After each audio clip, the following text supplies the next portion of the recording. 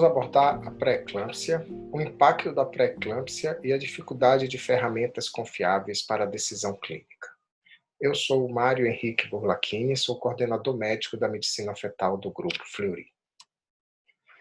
A definição de pré-eclâmpsia é aquele episódio novo de hipertensão definida como uma pressão maior do que 140 por 90 milímetros de mercúrio, associada à proteinúria após 20 semanas gestacionais.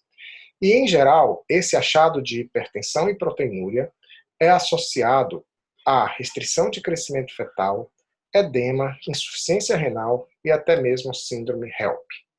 Podendo também ocorrer outras formas de doenças hipertensivas na gestação, como a hipertensão crônica, a hipertensão gestacional e a pré-eclâmpsia superajuntada. A classificação da doença hipertensiva na gestação, ela é feita na forma de pré-eclâmpsia, hipertensão gestacional, hipertensão crônica superajuntada e hipertensão crônica. A pré-eclâmpsia é definida como a elevação da pressão arterial em idade gestacional maior do que 20 semanas, associada à proteinúria e outros sintomas sistêmicos. E ela pode ser definida em pré-eclâmpsia, como nós já vimos, em pré-eclâmpsia grave, quando a pressão arterial e a proteinúria estão associadas a complicações com deteriorização progressiva das condições maternas ou fetais, ou outros achados associados, como nós vamos ver mais à frente, e a eclâmpsia, que é a presença de um episódio novo de convulsões com a mulher pré-eclâmptica. A síndrome HELP é aquela definida com a presença de hemólise, elevação das enzimas hepáticas e plaquetopenia. A diferença entre a pré-eclâmpsia e a hipertensão gestacional é que na hipertensão gestacional nós temos uma elevação da pressão arterial após 20 semanas de gestação, na ausência da proteinúria. Ou seja, a gente não tem proteinúria associada e, em geral, não tem outros achados sistêmicos também. A hipertensão crônica superajuntada é uma gestante já com a definição de hipertensão arterial, né, que já cursa com hipertensão arterial sistêmica e que, além da sua hipertensão, ela começa a apresentar a proteinúria associada, definindo assim a pré-eclâmpsia superajuntada. E a hipertensão crônica é aquela que é iniciada antes da gestação. Podemos também classificar a pré-eclâmpsia quanto ao seu início, né, em pré-eclâmpsia precoce e pré-eclâmpsia tardia. A pré-eclâmpsia precoce, como aquela de início antes de 34 semanas de gestação, e a pré-eclâmpsia tardia, aquela com início com 34 semanas ou mais de gestação. E essa é uma definição interessante porque muitos dos artigos atuais sobre a doença hipertensiva na gestação, vocês vão ver que eles se referem a essa definição de pré-eclâmpsia precoce e pré-eclâmpsia tardia, que, de certa forma, o início da doença está associado à gravidade da doença. A classificação pela gravidade dos sintomas também. Quando nós temos uma pressão arterial maior ou igual a 160 a sistólica e a diastólica maior ou igual a 110, oligúria menor do que 500 ml dia, trombocitopenia com plaquetas menor do que 100, distúrbios hematológicos, síndrome de HELP associada, alterações neurológicas, insuficiência renal, restrição de crescimento, sofrimento fetal agudo, edema pulmonar e eclâmpsia, aí nós estamos diante de uma pré-eclâmpsia grave. A pré-eclâmpsia, ela comete em torno de 3 a 5 das gestações, né? Existe uma variedade aí regional, mundial, em relação à prevalência, mas ela gira aí em torno de 3 a 5% das gestantes. No Brasil, em um estudo de 2004, ela era responsável por 20% das gestações de alto risco, ou seja, de todas as gestantes classificadas como de alto risco, 20% vêm classificadas por causa da pré-eclâmpsia. Em uma outra meta-análise nacional, publicada em 2003, observou que 1,5% das pacientes evoluíram com pré-eclâmpsia, casuística essa um tanto baixa fora do esperado. A pré-eclâmpsia é importante porque ela é uma causa major, uma causa maior de morbidade e mortalidade obstétrica. Ela representa 15% das causas dos partos pré-termos, 14% das mortes maternas, ou seja, ela é a segunda causa direta seguida da hemorragia, né? E em torno de 116 pacientes morrem por dia devido à pré-eclâmpsia ou eclâmpsia. Ou seja, é uma condição de alta preocupação na gravidez e que merece ser identificada, rastreada e bem tratada, bem conduzida. E como nós podemos identificar essas gestantes de risco? A primeira forma é através de uma boa anamnese, né? A anamnese ela é fundamental. No entanto, diversos estudos, né, internacionais aqui, segundo os guidelines, NICE Guidelines e segundo guidelines do ACOG americano e o NICE do Royal College inglês, eles observam que, definindo fatores de risco como alto risco no NICE Guidelines, doença hipertensiva em gestação anterior, presença de doença renal crônica, presença de hipertensão arterial crônica, presença de diabetes mellitus ou de doença autoimune, e como gestante de risco moderado, a primigesta, uma idade maior ou igual a 40 anos da mãe, a obesidade com IMC maior ou igual a 35 kg por metros quadrados, um intervalo entre gestações, intervalo interpartal maior do que 10 anos e uma história familiar de pré-eclâmpsia. No entanto, considerando esses fatores como paciente de risco, segundo o NICE Guidelines, a gente observa que em torno de 39% das pacientes que desenvolvem a pré-eclâmpsia na gestação atual, elas vão ser consideradas positivas utilizando esses critérios, né? Para uma pré-eclâmpsia menor do que 37 e 34% em pré-eclâmpsias com desenvolvimento maior, em idade gestacional maior ou igual a 37 semanas. Utilizando os critérios para uso de aspirina, segundo o American College, né, a pré-eclâmpsia em 2 ou mais gestações anteriores e uma pré-eclâmpsia de aparecimento antes de 34 semanas, apenas 5% das pacientes vão ser consideradas de alto risco para desenvolvimento da pré-eclâmpsia antes de 37 semanas e 2% para pré-eclâmpsia acima de 37 semanas. Ou seja, é fundamental fazer a identificação através de fatores de risco, mas devemos estar atentos que a grande maioria das pacientes que vão desenvolver pré-eclâmpsia elas não vão ser enquadradas nos fatores de risco.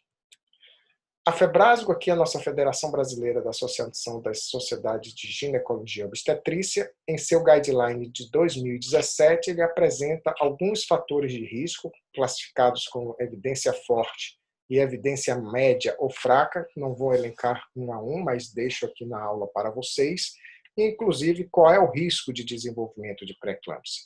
Veja que uma paciente com diabetes mellitus, né, e que engravida, ela tem um risco relativo 2 a 3 vezes maior do que uma paciente sem diabetes. A gestação gemelar, por si só, 3 vezes de risco relativo, né? Uma irmã com pré-eclâmpsia, 3,3, e assim vai, né? Assim como também os fatores de médio ou baixa, fraca relação com a pré-eclâmpsia. Diante dessa dificuldade de classificar a paciente de risco somente pela coleta de uma boa anamnese, outras formas de rastreamento também são importantes de serem pensadas e oferecidas às suas pacientes, né?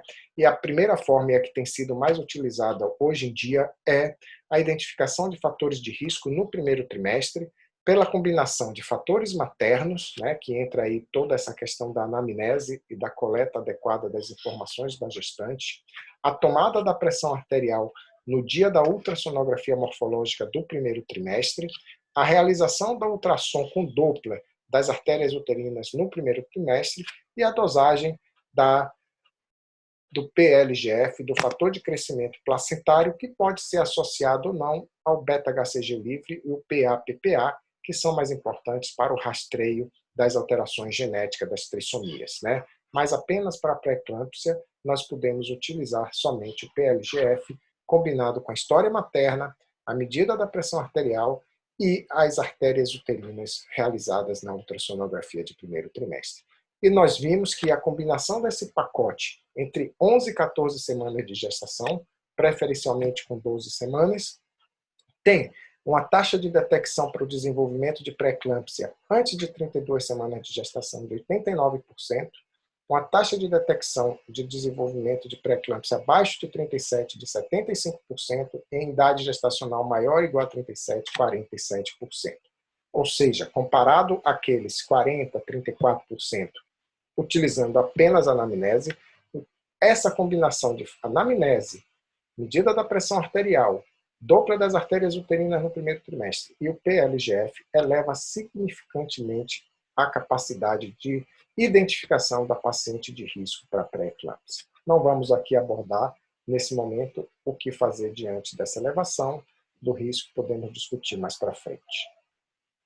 Queremos apresentar aqui, então, os fatores angiogênicos e antiangiogênicos da pré-eclâmpsia. E aí eu começo com o PLGF. Né? O que é o PLGF? O PLGF é uma sigla em inglês que significa Placental Growth Factor, então fator de crescimento placentário. Né? E nós podemos escrevê-lo PLGF mesmo.